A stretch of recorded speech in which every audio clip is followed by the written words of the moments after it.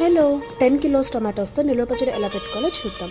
టొమాటోస్ని wash చేసి పక్కన పెట్టుకొని స్మాల్ పీసెస్గా కట్ చేసుకోవాలి. ఇప్పుడు అందులో 100 గ్రామ్స్ సాల్ట్ వేసుకొని 1 డే అంతా పక్కన పెట్టేయాలి. నెక్స్ట్ డే మనం టొమాటోస్ని జ్యూస్ని సెపరేట్ చేసుకోవాలి. ఇలా సెపరేట్ చేసుకున్న టొమాటోస్ని మనం ఎండలో ఒక 4 to 5 డేస్ వరకు ఆరబెట్టుకోవాలి.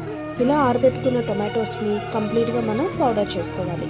మనకి వచ్చిన వాటర్ కూడా ఎండలో ఆరబెట్టుకుంటే అది మనకి చాలా దగ్గరగా అయిపోతుంది. అప్పుడు మనం అందులో 300 గ్రామ్స్ చింతపండు కూడా యాడ్ చేసుకోవాలి.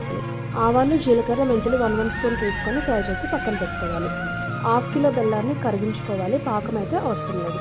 ఇప్పుడు మనం ముందుగా ప్రిపేర్ చేసి పెట్టుకున్న టొమాటో పౌడర్, ఈ బెల్లం పాకం, ఉప్పు, కారం, ముందుగా పౌడర్ చేసి పెట్టుకున్న ఆవాలు, జీలకర్ర, మెంతులు, చిల్లీ పౌడర్, సాల్ట్ అన్నీ యాడ్ చేసుకోవాలి. లాస్ట్కి పోపు వేసుకుంటే టొమాటో నిలువ పచ్చడి రెడీ. నేను చెప్పిన క్వాంటిటీస్తో ఒక్కసారి ట్రై చేసి చూడండి, చాలా బాగుంటుంది.